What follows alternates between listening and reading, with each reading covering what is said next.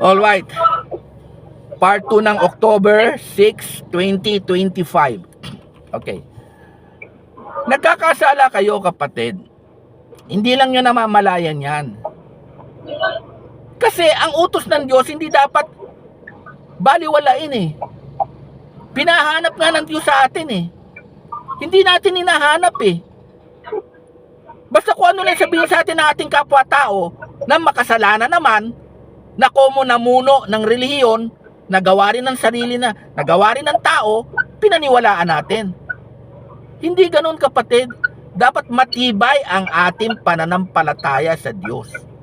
Diyos, yung utos ng Diyos, salita ng Diyos, yun ang atin hawakan. Yun ang atin sundin. Hindi utos ng mga tao. Alam mo yung mga relihiyong yan, nagawa ng tao, may kanya-kanyang motibo yan, kapatid eh. Oh. Lahat yan, kapatid, ginagamit ang salita ng Diyos para mamera. Lahat yan. Kaya nga may mga donasyon yan eh. Kaya nga may mga kung ano-ano yan, binebenta. Kaya nga may mga ribulto yan eh. Ginagawa yung ribulto para ibenta. Kaya nga may mga nobena yan. Mga dasal na memorize para ibenta. Kaya nga may mga rosaryo yan para ibenta. Negosyo yan, kapatid. Samantalang pwede ka magdasal sa Diyos diretso. Bakit paulit-ulit yung rosaryo mo? Natutulog ka na, nagro-rosaryo ka pa, bubuka-buka ang bibig mo. Wala naman say-say na yung sinasabi mo. Sa akala mo, natutuwa ang Diyos niyan? Tulog ka na, nag-Hail Mary ka pa? Tinutulugan mo yung tinutulugan mo yung pakikipag-usap mo kay Mama Mary? Kabastusan yan, kapatid. Oh. Yan pinauunawa ko sa inyo. Kasi tingnan nyo yung nangyayari ngayon, kapatid, ha. Ninanakawan tayo ng mga namumuno sa gobyerno. Yung mga tao naghihirap. Dapat bang maghirap yung mga tao? Hindi dapat. Kung ang mga tao nasa Diyos, kung anak tayo ng Diyos, tayong mga maliliit, iingatan tayo ng Diyos. Hindi tayo maloloko nitong mga ito. Hindi papayagan ng Diyos maloko tayo nitong mga namumuno sa gobyerno. Pero hinayaan ng Diyos na maloko tayo. Maghirap tayo, mabahaan tayo. Bakit? Kasi makasalanan din tayo eh. Magbago tayo, kapatid. Magsisi. Palakasin natin ang ating pananampalataya para tayo ingatan ng Diyos. Ganun lang kasimple yan, kapatid. Oh. Lindol. Sino ba nagpapalindol? Ang Diyos. Basahin nyo yan. Nasa Biblia yan, kapatid. Hanapin ninyo. Tignan ninyo sa awit. Ang problema, kapatid, hindi kayo nagbabasa eh. May Biblia kayong hawak dyan, hindi man lang kayo nagbabasa. Oh. Hindi nyo hinahanap yung kaharian ng Diyos. Ang nagpapalindol, Diyos. Ang nagpapaulan, nagpapabagyo, Diyos. Ang nagpapabaha, Diyos. Bakit tayo binabaan? Pinayagan ng Diyos. Bakit? Sapagkat makasalanan tayo. Bakit tayo nililindol? Pinayagan ng Diyos. Bakit? Makasalanan tayo. Kung hindi tayo makasalanan, iingatan tayo ng Diyos. Oh. Akala natin kaya tayong iligtas ng gobyerno sa lindol? Hindi. Akala natin kaya tayong iligtas ng gobyerno sa ulan, sa baha? Hindi. Sila nga may kasalanan kaya tayo nagkakanda baha-baha eh. Oh. Kala nyo ililigtas tayo ng gobyerno sa bagyo? Hindi. Hindi nila kaya, kapatid. Oh. Ano power nila? Diyos ang may kakayahan yan. Kaya dapat sa Diyos tayo sumandal. Ang problema sa atin, karamihan sa atin, utos ng tao, nagpapauto tayo sa mga tao. Pag pananampalataya ang pinag-usapan, huwag kayong magpapauto sa kanino man tao. May utos ang Diyos nandyan sa Biblia. Iniaral ng mga apostoles. iniaral ng mga propeta, pinasulat yan para malaman natin ang utos ng Diyos. Umabot sa atin ang utos ng Diyos. Kita nyo? Kahit na ano gawin ng mga hindi kumikilala sa Diyos, pinipilit nilang sirain ang Biblia, pinipilit nilang wasakin ang Biblia, pero hindi. Nananatili ang Biblia. Bakit? Iniingatan ng Diyos yan eh. Salita niya yan para umabot sa atin, mabasa natin, marinig natin, para sumunod tayo. Yun lang ang katungkulan natin sa buhay natin, kapatid. Kaya tayo ginawa ng Diyos, isa lang ang katungkulan natin. Sumunod sa utos niya. Ganon kasimple. Ngayon, kung hindi tayo susunod sa utos ng Diyos, wala tayo sa Diyos. Sabi ko nga, there are only two powers on earth, the power of God and the power of Satan. Pag wala ka sa Diyos, nakis-satanas ka. Wala ka ng pag-asa. Pwede kang payamanin ni Satanas, tambakan ka ng pera ni Satanas, pero yung kaluluwa mo, espiritu mo, diretso na sa impyerno yon pag namatay ka.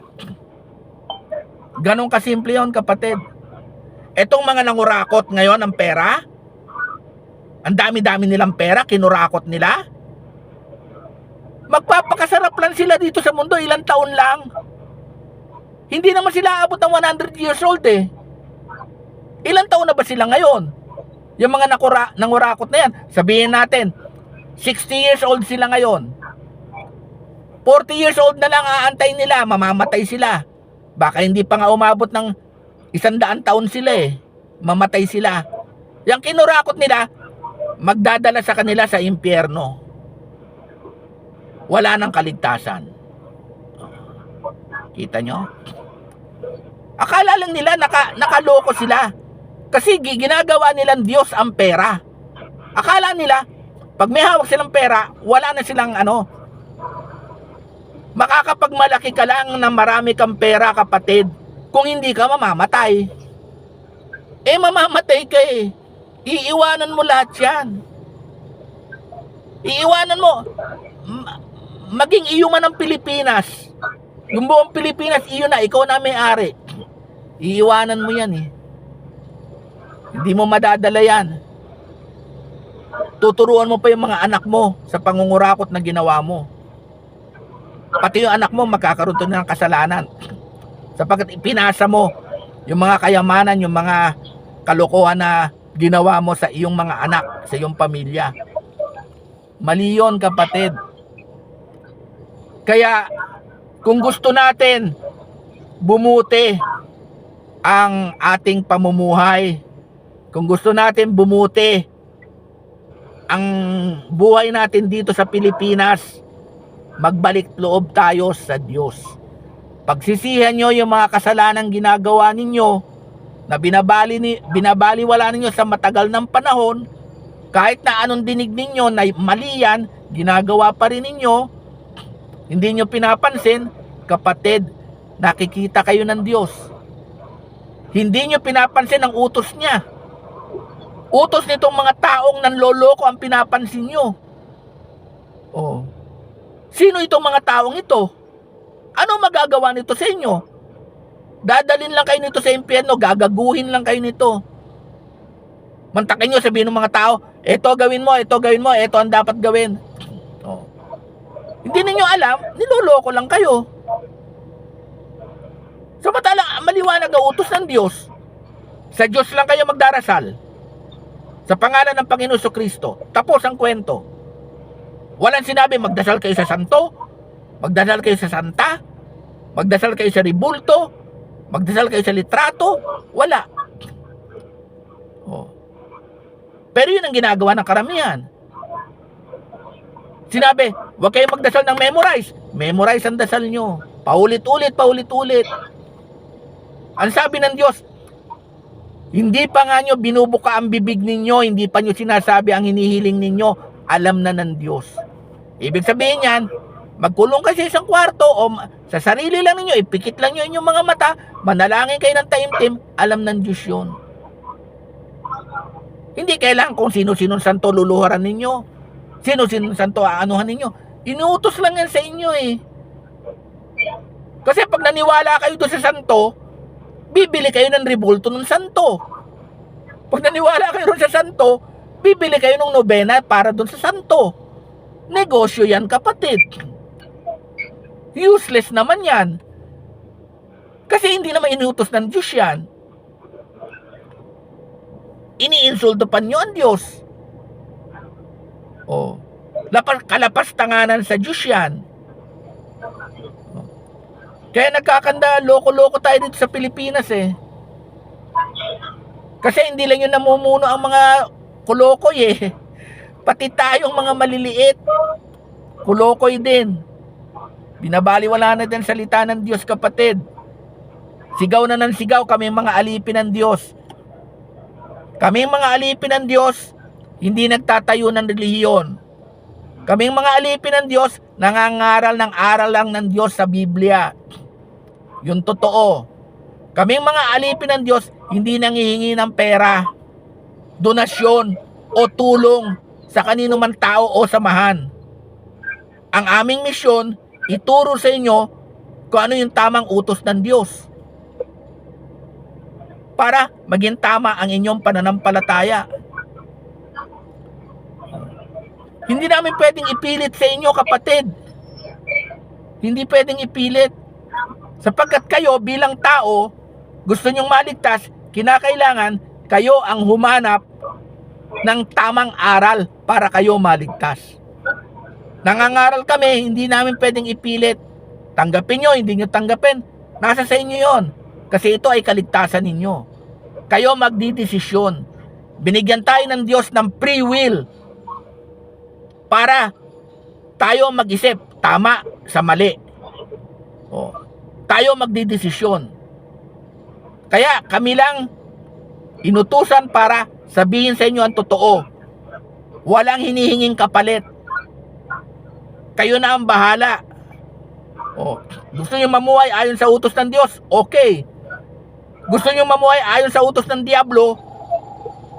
Tinutokso kayo para ang gawin nyo ay mali? Nasa sa inyo yon, kapatid. Bawat isa, huhusgahan ayon sa ating sariling gawa. Kung ano yung gawa nyo, huhusgahan kayo ng Diyos dyan sa gawa ninyo. Dyan babatay.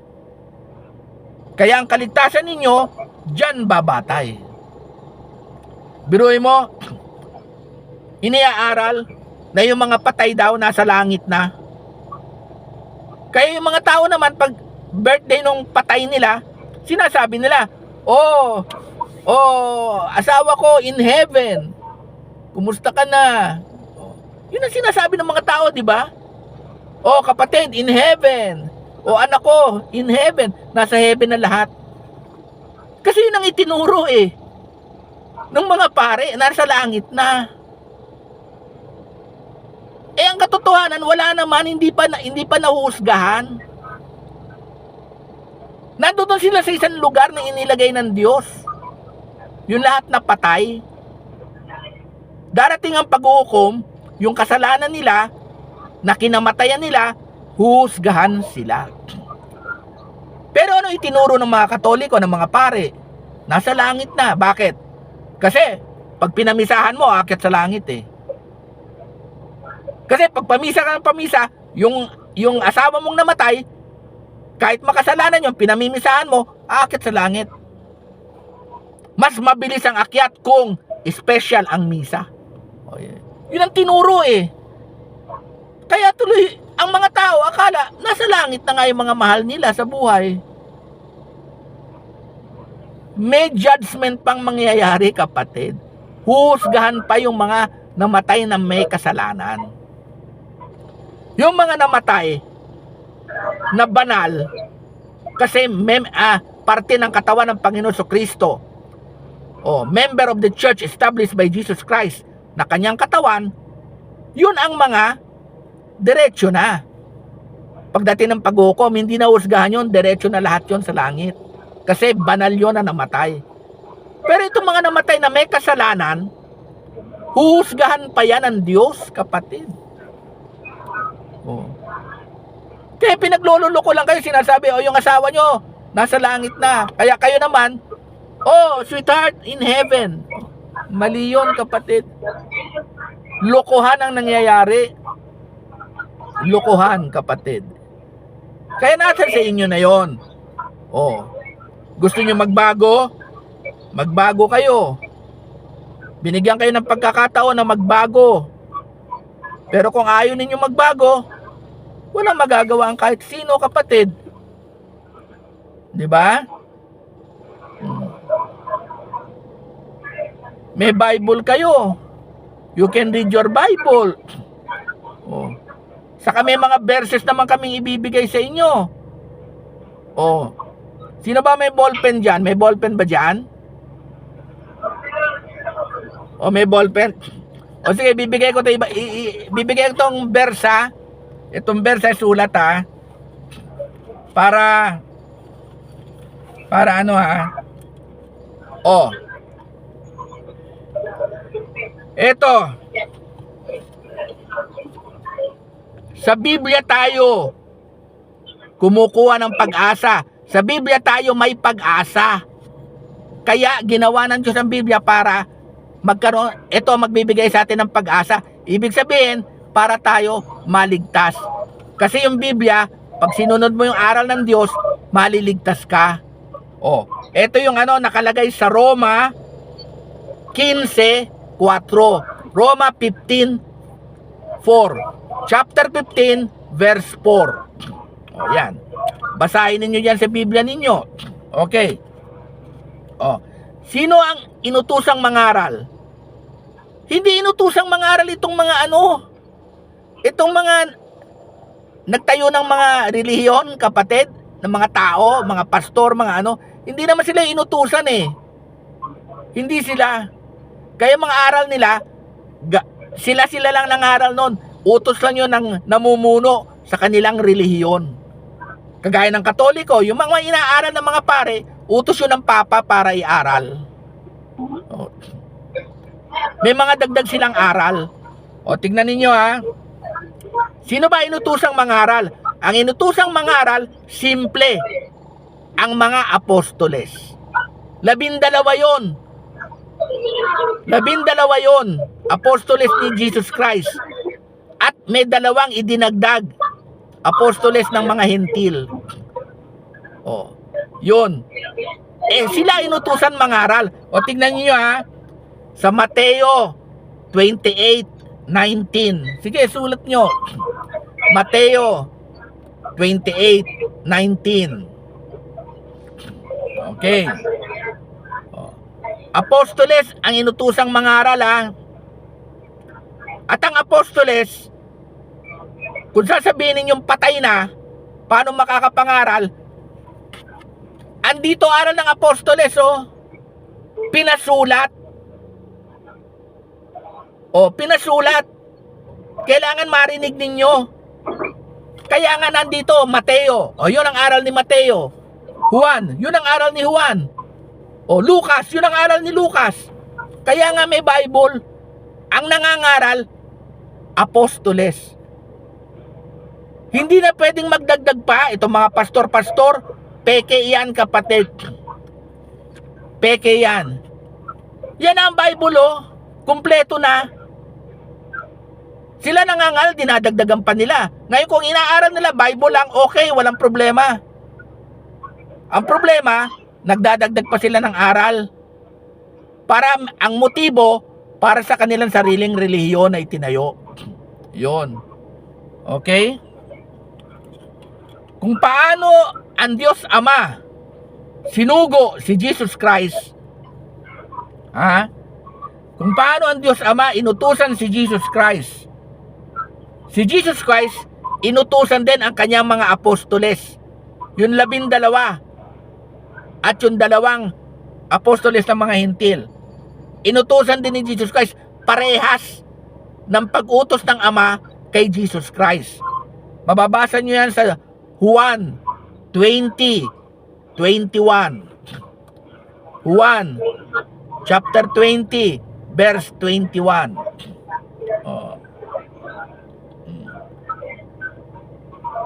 Paano umaabot sa atin ang tamang aral ng mga apostoles?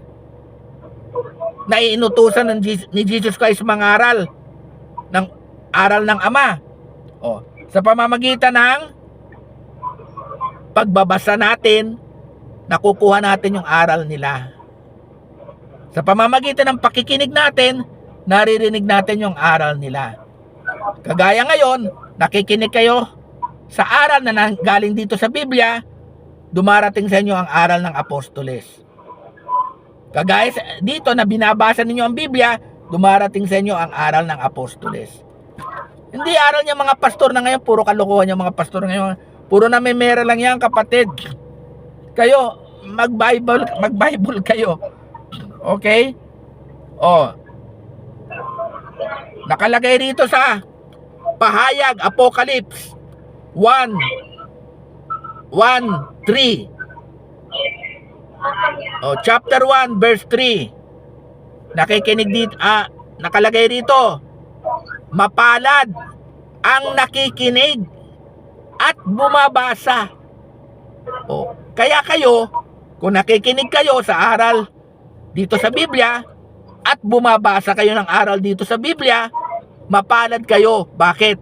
Kasi napapakinggan nyo at nababasa nyo ang aral mula sa Diyos Ama na iniaral ni Jesus Christ at iniaral naman ng mga apostoles. Sinulat para mabasa natin.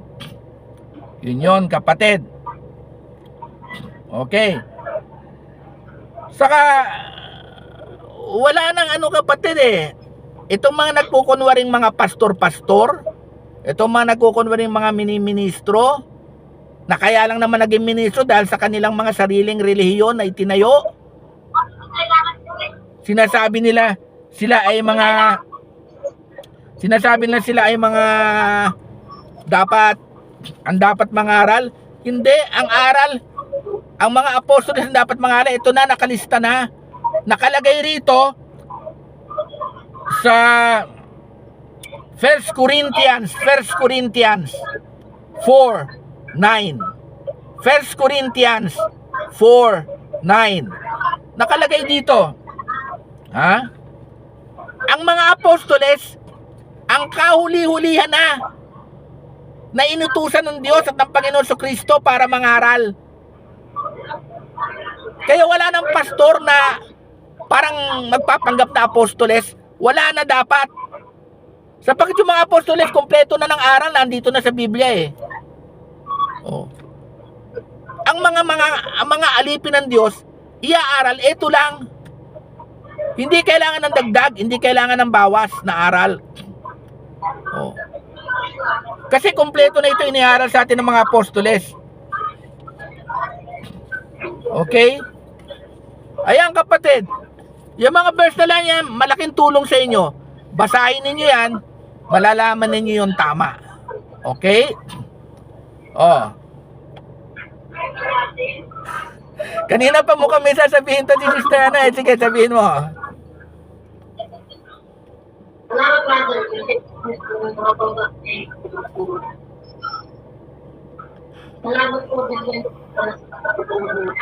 Salamat sa kapatid. Kapatid, obligasyon ko yan. Bilang alipin ng Diyos, obligasyon ko yan isabihin sa inyo yung aral mula sa Diyos. Walang kapalit yan. Bahala kayo, sundin nyo o hindi. Basta't ginawa ko ang katungkulan ko, ang katungkulan naman ninyo, narinig ninyo, sundin ninyo sapagkat yan nasa Bible. Para mapatunayan ninyo, basahin ninyo ang Bible. Ganun yon, kapatid. Sapagkat ang Bible, hindi pwedeng gawin ng tao. Huwag kayong maniniwala ang Bible gawa ng tao. Kapatid, ang mga nandito sa Biblia, mula pa nung gawin ng mundo, sino gumawa ng mundo? Hindi ito pwedeng isulat ng tao. Gagawa ng story writer ang tao, gagawa ng kwento. Bobo ang tao, kapatid. Hindi siya pwedeng gumawa ng Biblia para mag-imbento ng kwento na may isang Diyos, ginawa ang langit at lupa, lumabas si Adan at si Eva, lumabas si Abraham at si Moises. Kalokohan yun. Yung nakalagay rito, yun ang kwento na nangyari. Yun ang kwento na nangyari mula pa nung ginawa itong mundo. Kaya, walang pwedeng gumawa nito kundi ang Diyos lang. Inimprenta lang ng mga tao. Yun. Okay? Oh. Oh, sige kapatid, ano yan? Ha? Ay, okay na yon. Okay na yun, pero wag na kayo magpasalamat sa akin. Ang importante, maintindihan ninyo yung tamang aral para mamuhay kayo kapatid na naayon sa utos ng Diyos. Para hindi naman tayo parusahan. Kasi nadadama yung mga marami kasi makasalanan ayaw sumunod sa utos ng Diyos eh. Binabaliwala eh. Ang nangyayari tuloy, nadadama yung mga nababahaan din pati yung mga anak ng Diyos. Pero doon iniingatan naman sila ng Diyos na hindi mapahamak. Yung mga napapahamak, yun ang mga talagang hindi anak ng Diyos. Na hindi sumusunod sa utos ng Diyos. Ganun yon kapatid. Meron daw darating yung the big one. Kapatid, yung nangyari sa Cebu, 6.9 na lakas ng lindol, ang daming nawasak. Dito sa yung the big one daw, maaring 7 o hanggang 9 ang lakas. Aba, wasak tayo lahat dito. At hindi, kapatid, hindi natin alam kung kailan darating yan. Kung hindi natin ihanda ang ating sarili, aba, paano tayo maliligtas kung namatay tayong makasalanan? Maliligtas lamang tayo ang ating espiritu kung ihahanda natin ang ating espiritu. Pag tayo namatay, nakahanda tayo, nakabalik loob na tayo sa Diyos, nakapagsisi na ng kasalanan, yon, maliligtas tayo. Pero kung hindi pa tayo nagsisisi ng kasalanan, hindi nagbabalik loob sa Diyos, at tayo namatay, aba, wala tayong kaligtasan. Kasi uusgahan tayo dun sa kinamatayan nating kasalanan. Yun kapatid. Kaya mag-isip-isip kayo. Ayun. Sigaw na kami ng sigaw, namamaos na nga. Sigaw kami ng sigaw, ganon-ganon. Bahala kayo. Sumunod kayo, hindi kayo sumunod.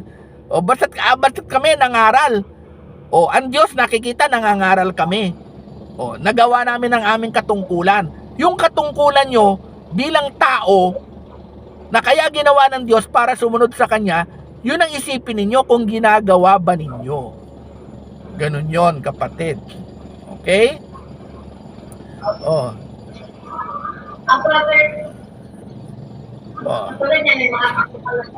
Ano?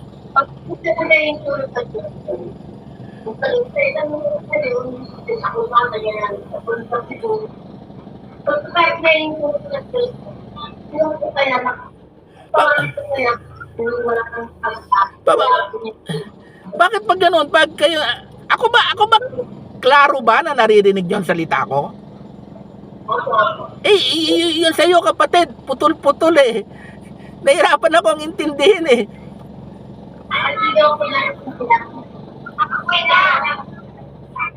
Lumapit ka kaya kapatid yan? Kapatid. Ang tatanong ko po, di ba po yung mga sakutan na ganyan, nangyayari, katulad sa Pilipinas, bakit po kaya pinaitulong ng Diyos yun? Dahil po ba sa lang nananago, na napagataya sa kanya, marami lang talagang gumagawa na ito. At sa kapatid. Maraming kapatid, maraming? Narinig nila po? Wasak pa rin, pero kahit pa paano lumakas-lakas. Sige kapatid. Mas marami na po talagang kung hindi na nanampalataya, kaya pinaitulutan na lang po sa pangyari ko. Oo kapatid. Mas maraming makasalanan na Pilipino kapatid. Kasi nakalagay nga dyan, Kristiyano tayong bansa eh. Kristiyano tayong bansa, pagkatapos sinasabi lang tayong Kristiyanong bansa pero wala naman talaga tayo kay Kristo. Karamihan sa atin hindi naniniwalang Diyos ang Panginoon sa Kristo. Pinaniniwalaan tao lamang. Karamihan sa atin gumagawa ng mga utos na pinagbabawal ng Diyos. Oh. Kaya pinahihintulutan ng Diyos na mahirapan tayo, kapatid. Oh. Alam nyo ba, nasa Biblia nakalagay, no? Ito, nakalagay sa Biblia. Sumunod kayo sa pamahalaan, sapagkat walang pamahalaan na hindi gawa ng Diyos. Nakalagay sa Biblia yun eh. Oh. Pero, hindi ibig sabihin nun na yung pamahalaan na ginawa ng Diyos ay mabuti. Meron pa mga pamahalaan na ginawa ng Diyos na masama para maparusahan yung mga tao, sapagkat yung mga tao masasama sa lugar na yon. Para yung mga tao maalala ang Diyos at magsisi ng kanilang kasalanan. Ganun yon, kapatid. Kaya hindi ko mo gawa ng Diyos yung pamahalaan. Iisipin kagad nyo, bakit ginawa ng Diyos yung pamahalaan na to na masama? Oh. Kaya ginawa ng Diyos na masama yon kasi masasama ang sasakupan nun, ang nasasakupan nun ng mga tao. Ngayon kung ang mga tao magbabalik loob sa Diyos, bibigyan tayo ng Diyos ng mabuting pamahalaan. Ganon yon. Okay? Isang oras na, kapatid. May time pa ba tayo? Okay na, wala na? Okay. Sige. Huwag kayong mag-alala. Gagawa ako ng paraan sa December. Pipilitin ko pumunta riyan para magdala naman ng mga pang-Christmas sa inyo na kahit na mga dadalan ko kayo. Okay? Maawa ang Diyos. Okay? O sige, ingat kayong lahat. Magdasal kayo, magbagong buhay. Para naman pakinggan tayo ng Diyos, hindi tayo lindulin at bagyuhin. Okay? Siguro naman maliwanag yung pagkakasabi ko, kapatid. Talaga nagkakasala tayo dahil hindi natin sinusunod yung tamang utos eh. Okay? Sige, magdasal tayo ha. In the name of the Father, and of the Son, and of the Holy Spirit. Amen. Our Father who art in heaven, hallowed be thy name, thy kingdom come, thy will be done on earth as it is in heaven.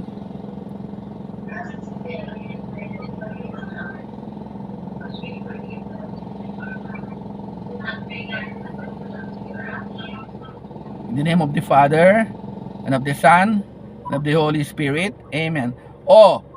Yang dasal na yan, nag-iisa lang yan na memorize. Nag-iisa lang yan na memorize. Bakit? Kasi si Jesus Christ mismo ang nagturo sa atin yan. Diyos, Ama namin na panalangin. Si Jesus Christ mismo ang nagturo niyan. Kaya yan, pwede nyong i-memorize.